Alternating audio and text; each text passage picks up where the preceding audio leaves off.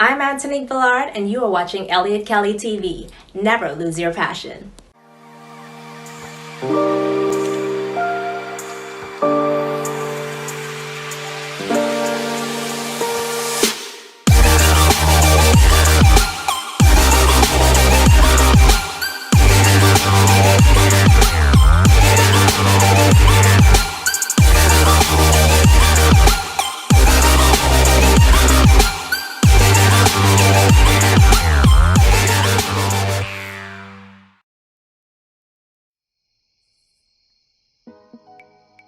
Welcome to another dynamic episode of Eliot Kelly TV. Today we're talking about the 3 P's to success. We have with us Faustina Anyanwu. Faustina is a media entrepreneur, co-founder, CEO, commissioning and chief editor of CHub magazine and Fonty writes. She's also the author of Tune In and Out Now. Welcome to Eliot Kelly TV. Nice to meet you, Eliot. Good My stuff. pleasure. Good. How are your family and how's everyone back there? We are doing fine. It's been a very challenging time with the pandemic. In fact, the last 12 months or more, last 11 to 12 months has been very challenging, especially for families and businesses. I have 4 kids, and one teenager, one 12-year-old, and 10. And they're studying from home. It's crazy. It's the craziest thing any parent would be managing at this time with business and every other thing that is going on.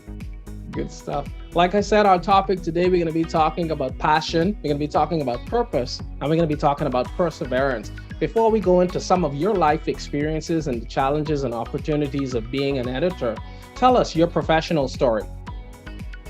Okay. I started as I'm trained. I'm a professional nurse and midwife. That's what I studied in school. And before coming to the UK, I worked in Havana Specialist Hospital in Lagos for about 5 to 6 years. And then I got married and came to the UK. So when I came to UK, I became a stay-at-home mom.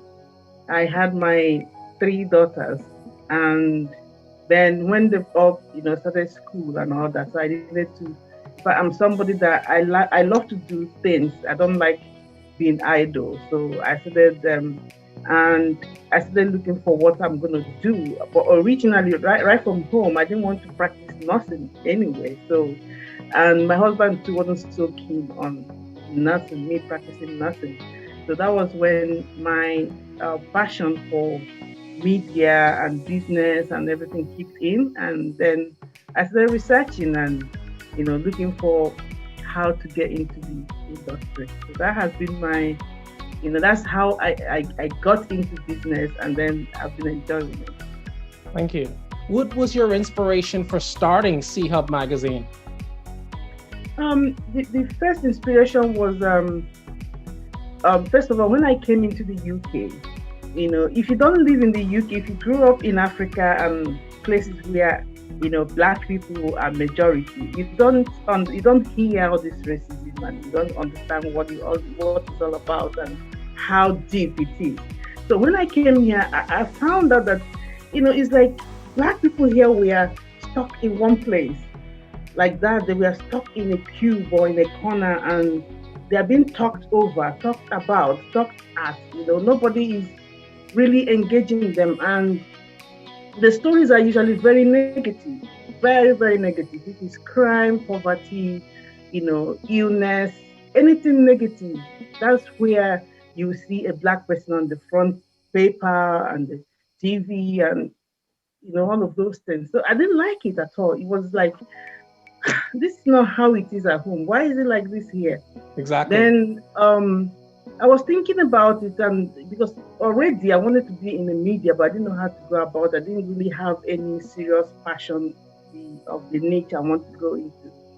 Then one day, my daughter was about 3 or 4 that time. So we were watching the TV, and this advert, I think one of the charities, the advert came out, and as usual, Black children looking ill and sick. Malnutrition.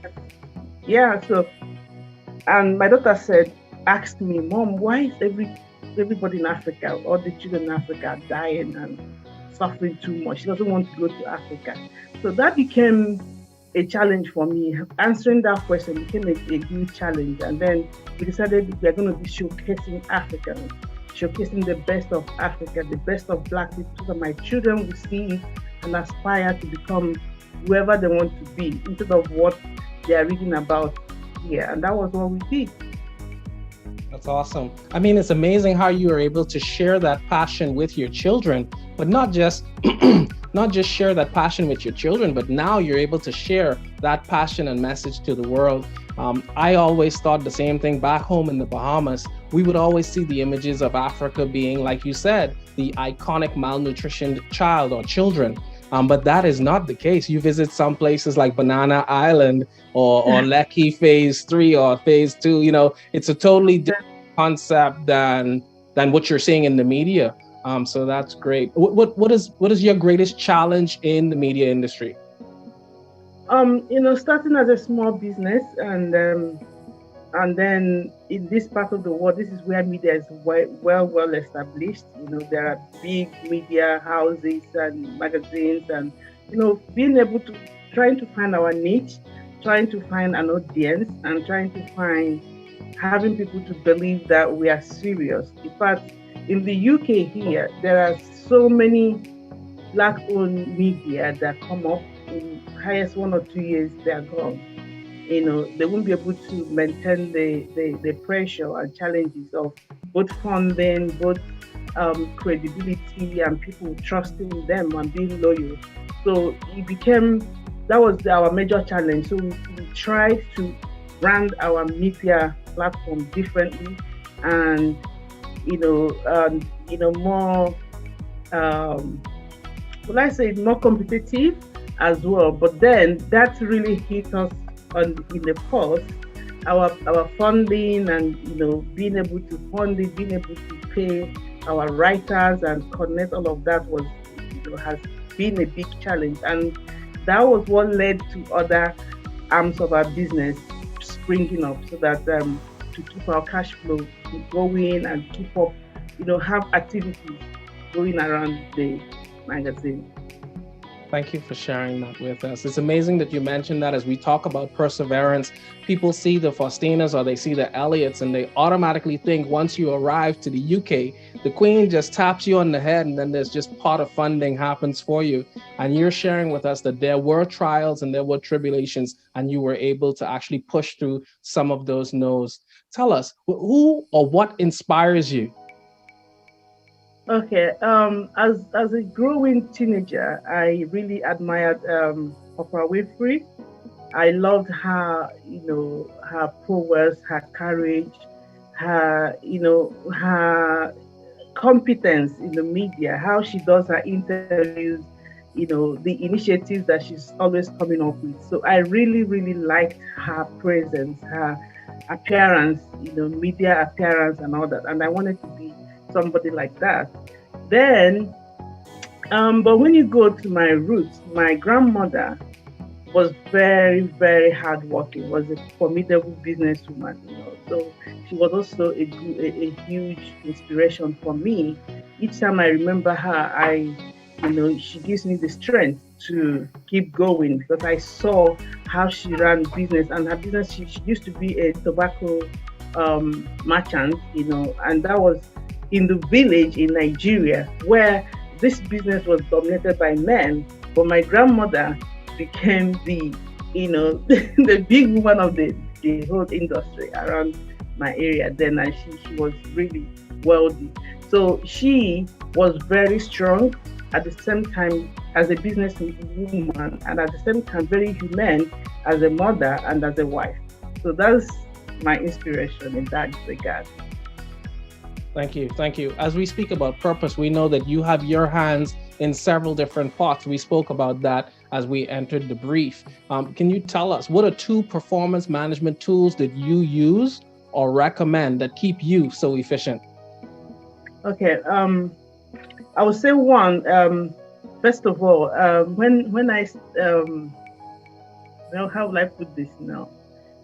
as a human being, first of all, I've always had my mission statement written, So whether it was when I was in school or when I was working as a nurse or getting married so I've always had my mission statement. That helped me to always map out my plans for myself. And each stage in my life, I keep on, editing it to match, the vision for that time. And then also as a business person and as a mom and as a wife, also to be able to manage everything, you have to have project managing skills, which in the top of it will be your ability to manage your time, scheduling ability. If you're not able to schedule yourself properly, you will not be able to have anything done. So, and that has really helped me. Like I said to you, I have a teenager, I have a 12-year-old, I have a 10-year-old, and I have a 2-year-old. So it's a busy thing. And then in the business, I have the media, the magazine where we have freelancers that write for us. I have to coordinate them. And we have the Divas of Color Festival that we do every year in the UK. That's mostly for women. And then it has so many facets to it. You have fashion show, exhibitors. So I'm always dealing with fashion designers, dealing with models, dealing with, the backstage, everybody, the DJs, the coordinating all of that. And then, and then the publishing, the content rights publishing, and writing my own books. Right now, two of my daughters, my first daughter, her book is just published. It's coming out next month. And my second daughter, who is also 12, has just written her own book as well. So I'm coordinating all of that as a businesswoman, as a mom, as a manager, as a wife, So, and then during this pandemic, our event industry was hit so much, especially the entertainment industry was hit so hard here, and then we began to think, what are we going to do? We are not sure when the events are going to come back, both the events that we do under CHub magazine and the events that we do with Divas of Color, So it was a big challenge. We didn't know how to go about it. And then we had to launch an online retail shop, Odara London. So now my hands are even fuller with both coordinating brands, making sure the website is working with the graphics, the tech guys are doing their work and everything. So all of these things, if you're not able to manage, if you're not a project, you don't have the skill of being a project manager, and you cannot manage your time, schedule yourself, it's going to be very difficult. And one of the ways to do that is you have to have, whether it's your idea, whether it's your schedule, you have to have them written down. And you have to also, like my communications, I usually, when I'm communicating with people, I usually tell them to send it via email. In fact, it's only on LinkedIn that, because most people on LinkedIn are more professional in their dealings than other social media. Any other part of social media, I don't usually have discussions on inbox. Once you inbox me, I'll respond, and then I'll ask you to send the details to the email, because for my email, it's easier for me to be able to see my schedule, know how to fix and answer things, plan myself. So planning and being able to manage your time is the best thing you must know. Thank you so much. And we're going to talk about that a little bit more, just digging a bit deeper. And it sits with passion, purpose, and perseverance. You've been able to get hundreds of women, business women, in the same room through your actual event plannings. Walk us through that in an overview at a very high level, how you would make that happen from concept through to completion. Okay, concept. When you come to concept, ideas come to me like, all the time. My mind is always bombarded with ideas. In fact, sometimes I used to say, God, please let me finish with one before you give me another idea, So it's always running in my head. And then when I have ideas, I tend to write them down. And then I also discuss it with my husband, who's also my business partner. we discuss it through, and then I'll tell him what I'm thinking, how I'm seeing it, what I'm seeing in my head, and then I get into work. With social media, it's very, very easy to do most of these things. So, like talking about skills again. Sorry for going back there. For the skills, I had to learn. In fact, I learned very quickly everything I want to learn. So I had to learn how to do graphic design. So most of the things once I have a concept in my head, I'm able to design it. And I'm a very fast worker. I do my things very quickly. So I also learned how to do most of the things on the website. So I don't have to wait for my tech teams and to do some of the things. If they're wasting time, I go in and do it myself. And sometimes when I'm working with some of our writers or my freelancers and stuff, my staff, most of the times the idea I have, I'm able to put it in a context that I want to design it, so that they can now do the perfecting of it and all of that. So then, once I've written down my idea, I get into work, design it, do my write-up on it, and off we go. We start the marketing, we start the promotions, I start making contacts, So, in fact, the first year, when we started Divas of Color, that first year, we started planning. My father-in-law died, and people thought we're not going to be able to do it. My husband had to travel home, and our resources, everything was channeled towards the burial and funeral and all of that. So it was a bit difficult, but we managed to pull through. That was when we knew that, we can do it because of all the challenges and everything. And then when we had the first event, in fact, what I tell people all the time is, if you have an idea, try at least do the first step, no matter how small, no matter how not well organized, just do it. So when we did the first one, we saw so many people's eyes were open, like, okay, they understand what she's trying to do here. And that opened doors for us. We got sponsors. You see some professionals coming up and say they want to sponsor a section of the event, this and that.